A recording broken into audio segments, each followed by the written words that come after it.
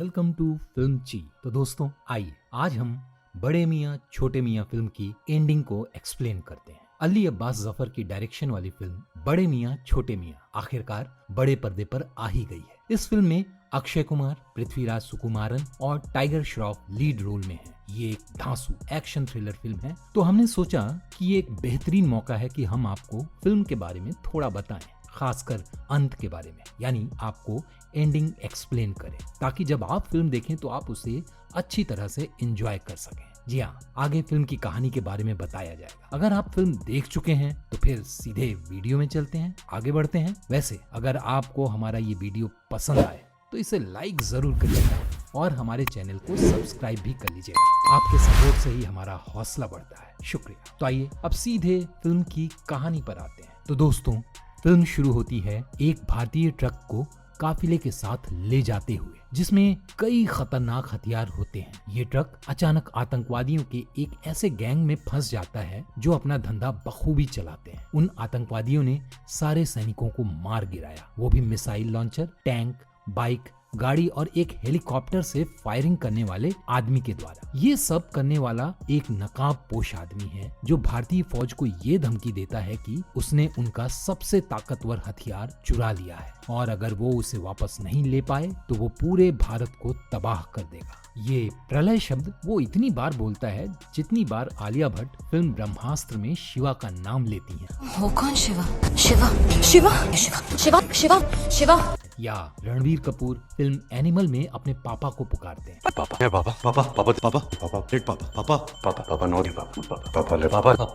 ये धमकी भारतीय फौज के बड़े अफसरों को मिलती है, जैसे कर्नल आदिल शेखर आजाद, जनरल करण शेरगिल और डिफेंस सेक्रेटरी। ये सब लोग ये सुनकर हैरान रह जाते हैं कि ये प्रलयनाथ कौन है। सच बताऊं तो ये उसका नाम होता अगर ये कोई मेहुल कुमार की फिल्म होती तो। माफ करना सर आपको ये नाम देने के लिए। तिरंगा या कोहराम जैसी फिल्में तो इससे कहीं बेहतर थी। असल में बड़े मियाँ छोटे मियाँ की जो पहली स्क्रिप्ट थी वो डेविड धवन ने बनाई थी, वो भी इस बकवास से तो मतलब काफी बेहतर फिल्म थी। खैर, कैप्टन मिशा शंघाई में अपने एक मुखबिर से मिलती हैं जो उन्हें इस प्रलय के बारे में बताता है, लेकिन फिर एक और नकाबपोश आदमी उस मुखबिर को पूरी कहानी बताने से पहले ही मार देता है। मिशा उस आदमी का पीछा करती है और उसके साथ लड़ाई करती है, यहाँ तक कि उसे किसी नुकीले हथियार से घायल भी कर देती है, लेकिन उस आदमी के जख्म जादुई तरीके से तुरंत भर जाते हैं और वो मिशा को बेहोश करके भाग जाता है। मिशा कर्नल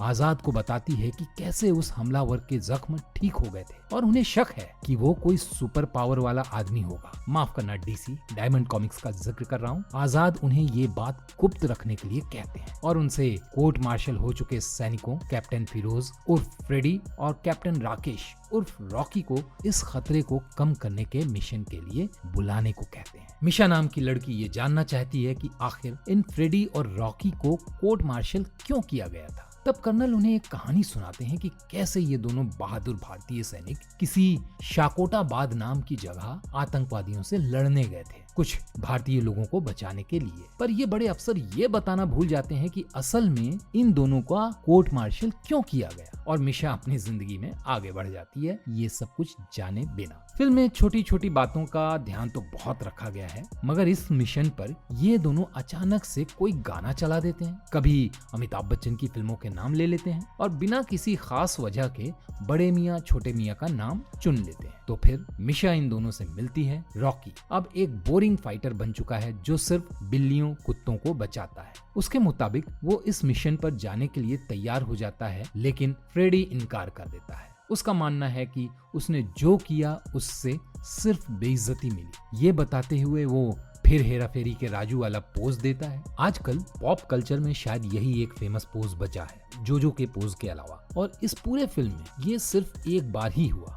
ये तो सच में पोस्ट मॉडर्निज्म का जमाना है। पहले फिल्में मीम्स बनाती थी, अब लगता है मीम्स फिल्में बना रही हैं। फिल्म की एडिटिंग किसी शानदार हॉरिजॉन्टल रील जैसी लगती है, यहाँ तक कि जब कोई चौंकाने वाली बात सामने आती है तब भी ऐसा लगता है जैसे कोई धमाकेदार आवाज अभी बजने वाली है। फ्रेडी के मना करने के बाद मिशा और रॉकी लंदन पहुंचते हैं और वहां उनकी मुलाकात पामी नामक एक कंप्यूटर साइंटिस्ट से होती है जिसे उन्हें इस मिशन में मदद करनी है। ये मिशन चोरी हुए हथियार को वापस लाने और उसे ढूंढने का है। तो फिर आजाद भी लंदन पहुंच जाता है, लेकिन एक नकाबपोश आदमी उसे गोली मार देता है। ये नकाबपोश आदमी उसे अपने दुश्मन मिस्टर वोंग और मिस्टर नवीद के पास ले जाता है। मिस्टर वोंग चीन से है और मिस्टर नवीद पाकिस्तान से, और कहता है कि अब आजाद अपने प्यारे देश की बर्बादी खुद अपनी आंखों से देखेगा। उधर हीरो की टीम लंदन की अंडरग्राउंड सबवे में घुसपैठ कर लेती है, खासकर वाटरलू स्टेशन पर। उन्हें एक खास पैकेज चुराना है। वो बड़ा ही धांसू प्लान बनाते हैं। रॉकी को सीधे 15 सेकंड के लिए ट्रेन से भी तेज दौड़ना है, क्योंकि पाम उसके लिए ट्रेन रोक देगी। मगर फिर ये नकाबपोश वाला उन पर हमला कर देता है। ये तो कहता है कि वो अच्छाई और बुराई के बीच के फर्क को मिटाना चाहता है, पर उसकी हर हरकत देखकर ये कोई भी 7 साल का बच्चा भी बता सकता है कि वो पूरी तरह से गलत काम कर रहा है। लगता है अच्छे बने रहने का नाटक सिर्फ बातों में ही है। रॉकी का सामना उसी आदमी से हो जाता है जिसने शंघाई में मिशा पर हमला किया था। रॉकी बहुत लड़ता है पर हार जाता है। पूरी टीम हार के करीब होती है, तभी फ्रेडी आ धमकता है और नकाबपोश आदमियों से लड़ता है। पाम तिजोरी खोलती है और पता चलता है कि असली पैकेज कोई चीज नहीं बल्कि प्रिया नाम की एक लड़की है जिसकी फ्रेडी से सगाई हो चुकी थी। यहाँ जो हथियार की बात हो रही थी वो करण कवच नाम का एक हवाई रक्षा प्रणाली निकली जो भारत को दुश्मन के हमलों से बचाती है। इस रक्षा प्रणाली के कोड हार्ड ड्राइव में रखने के लिए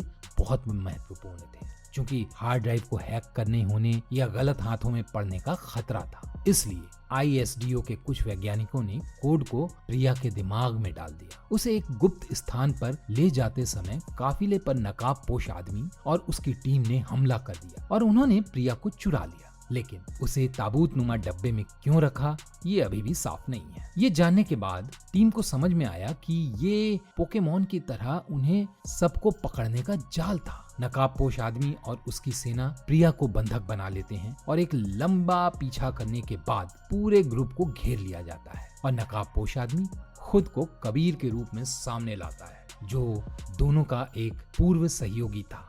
वो ये भी बताता है कि लगभग अमर नकाबपोश आदमी कोई और नहीं बल्कि उन दोनों के क्लोन थे। क्या इस फिल्म की कहानी साजिद खान ने लिखी है? क्या ये हम शक्ल 2 है? यहाँ पर कहानी में एक फ्लैशबैक है जिसे कबीर मीशा को सुनाता है। इस फ्लैशबैक में पता चलता है कि कबीर अपनी नई तकनीकी की मदद से भारतीय सेना की मदद करना चाहता था। ये तकनीक क्लोनिंग कार्यक्रम थी। इस कार्यक्रम के तहत फ्रेडी और रॉकी के DNA से क्लोन बनाए जा सकते थे। इन क्लोनों को फिर से सेना से लड़ने के लिए तैयार किया जा सकता था। इस तरह से युद्ध में असली सैनिकों की जान बचाई जा सकती। लेकिन जब कबीर ने अपनी कंपनी जीरो ग्रेविटी के आविष्कार सोल्जर X को दुनिया जीतने के लिए इस्तेमाल करने की बात बताई तो आजाद ने सबके सामने उसे फटकार लगाई और ये प्रोग्राम बंद करने का आदेश दिया। ऐसा इसलिए क्योंकि ये प्रोग्राम इमोरल था। कभी कभी तो ऐसा लगता है फिल्म देखते हुए कि अली जाफर ने AI के खिलाफ AI से ही स्क्रिप्ट लिखवाकर ये फिल्म बना दी है। खैर, इस इमोरल प्रोग्राम के बाद कबीर खुद को धोखा दिया हुआ महसूस करता है और गुस्से में आ जाता है। वो अपना आविष्कार भारत के दुश्मनों को बेचने का फैसला करता है। प्रिया टीम को कबीर के इस बुरे इरादे के बारे में बताती है। इसके बाद फ्रेडी और रॉकी को पूरा प्रोग्राम खत्म करने और कबीर को जिंदा पकड़ने का ऑर्डर दिया जाता है। हालांकि वो दोनों कबीर को मार देते हैं और ऑर्डर ना मानने के लिए कोर्ट में उन पर मुकदमा चलता है। इसके बाद फ्रेडी और प्रिया की सगाई टूट जाती है। लेकिन क्यों? प्रिया ने तो कुछ गलत नहीं किया था। हालांकि वर्तमान समय में कबीर बताता है कि वो असल में मरा नहीं था। मारे जाने वाला असल में उसका क्लोन एकलव्य था, जिसे वो अपने बेटे की तरह प्यार करता था। एकलव्य की ही मौत हुई थी और कबीर के चेहरे पर जख्म हो गया था, इसलिए वो मास्क पहनता है। एकलव्य की मौत से कबीर गहरे सदमे में चला जाता है और उसमें बदला लेने की भावना पैदा हो जाती है। वो राष्ट्रवादी गुट से बदला लेना चाहता है। यहाँ कहानी वापस प्रेजेंट में आती है। कबीर बताता है कि उसने आजाद को भी क्लोन कर लिया था और असली आजाद को मार डाला था। वो प्रिया को अगवा कर लेता है और फ्रेडी, मीशा और रॉकी को मरने के लिए छोड़ देता है। लेकिन ये तीनों मिलकर कबीर के जालिम खाने को तबाह कर देते हैं, जहाँ गिलोटिन, फांसी के फंदे और जिंदा लोगों को भूनने की मशीन थी। कबीर उन्हें भस्म से उठकर वापस आने के लिए कहता है और वही करके ये तीनों कबीर के गुर्गों को मार गिराते हैं। ये गुर्गे उस वक्त भी गोली नहीं चलाते जब ये तीनों जेल से भागने की कोशिश कर रहे होते हैं। ये लोग पाम के साथ वापस अपने ठिकाने पर आते हैं और टीम को बताते हैं कि कबीर भारत की छवि खराब करने के लिए पाकिस्तान और चीन को भारत के खिलाफ खड़ा करना चाहता है। वो करण कवच नाम की सुरक्षा प्रणाली को निष्क्रिय कर देगा। भारत ने कभी भी किसी भी युद्ध की शुरुआत नहीं की जिसमें कि उसने भाग लिया हो, और अब ये खलनायक दोनों देशों पर हवाई हमले करेगा जिससे दुनिया भर में भारत की बदनामी होगी। फ्रेडी, रॉकी, मीशा और पाम कबीर के ठिकाने में घुसपैठ करते हैं जहां वो प्रिया के दिमाग से कोड चुराने की कोशिश कर रहा है। फ्रेडी और रॉकी कबीर की फौज से लड़ते हैं और आखिरकार अपने ही क्लोनों से लड़ते हैं जो लगातार दोबारा बनते रहते हैं। पाम कहती है कि इन्हें बहुत सी बिजली से खत्म किया जा सकता है। फ्रेडी और रॉकी सभी क्लोनों को बिजली के जाल में फंसाकर मार देते हैं। इससे पहले कि फ्रेडी और रॉकी कबीर से लड़ सकें, वो हवाई हमले शुरू कर देता है। वो लोग कबीर को भाले से मार डालते हैं। पासवर्ड डालने की कई नाकाम कोशिशों के बाद प्रिया होश में आती है और एकलव्य नाम बताती है जो कबीर के खुद के क्लोन का नाम है। ये पासवर्ड काम कर जाता है और करण कवच फिर से सक्रिय हो जाता है, यानी कि एक्टिव हो जाता है, जिससे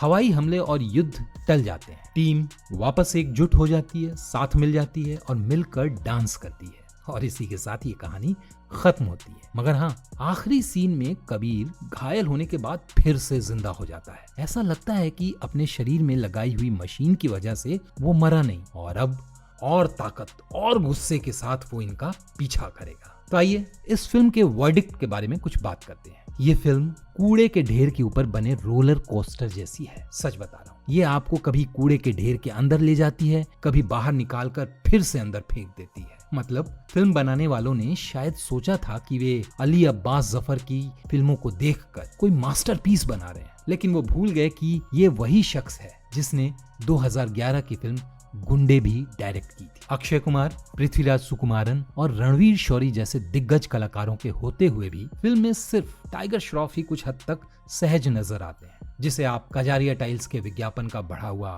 एक्सटेंशन भी कह सकते हैं। इन सब के बीच, बोरिंग एक्शन के बीच, बड़े मियाँ छोटे मियाँ मनोरंजक और मजेदार बनने की बहुत कोशिश करती है, लेकिन पूरी तरह से नाकामयाब रहती है। फिल्म में कलाकारों के पास कोई मौका ही नहीं है। दोनों मुख्य किरदार आपस में उलझते रहते हैं। पृथ्वीराज सुकुमारन बेतुकापन को ठीक ठाक बनाने की कोशिश करते रहते हैं और सोनाक्षी, मानुषी और आलिया तो बस सेट के चलते फिरते हुए हिस्से ही नजर आते हैं, चलते फिरते पुर्जे से। बड़े मियाँ छोटे मियाँ में कोई भी चीज ऐसी नहीं है जिसे फिल्म को बचाने वाली कहा जा सके, यानी कि फिल्म में ऐसा कुछ भी नहीं है जिसे सेविंग ग्रेस कहा जा सके। फिल्म को सिर्फ देखना ही अपने आप में एक बहुत बड़ा एफर्ट है। फिल्म की कहानी किसी हॉलीवुड की एक्शन फिल्मों को नकल करने के लिए आर्टिफिशियल इंटेलिजेंस द्वारा लिखी गई ऐसा लगता है। फिल्म में अच्छा एक्शन भी होता तो कोई बात होती, लेकिन फिल्म वहां भी बुरी तरह से फेल हो जाती है। एक्शन में कोई दम नहीं है। टाइगर वही करते हैं जो वो हर फिल्म में करते हैं और अक्षय कुमार फिल्म में अपने CGI अवतार की तरह ही कार्डबोर्ड जैसे लगते हैं। ऐसा लगता है कि फिल्म बनाने वालों ने फिल्म बनाने के लिए सभी जरूरी बॉक्सेस को टिक करने में ही अपना सारा समय लगा दिया और दर्शकों के सामने एक बहुत बड़ा कूड़े का ढेर पेश कर दिया। अंत में कहूंगा कि बड़े मियाँ छोटे मियाँ एक डिजास्टर है और इसे कैसे फिल्में नहीं बनानी चाहिए उस लिए देखा जाना चाहिए। तो दोस्तों, इस वीडियो को देखने के लिए आपका बहुत बहुत धन्यवाद। कमेंट्स में लिखकर जरूर बताएं कि आपको बड़े छोटे मियाँ कैसी लगी, कैसा रहा आपका एक्सपीरियंस। और हाँ, लाइक बटन दबाना ना भूलें ताकि आपको सिनेमा और वेब सीरीज की डोज लगातार हमारे चैनल की तरफ से मिलती रहे। तो दोस्तों, मिलते हैं अगले वीडियो पर। थैंक यू, बहुत बहुत शुक्रिया।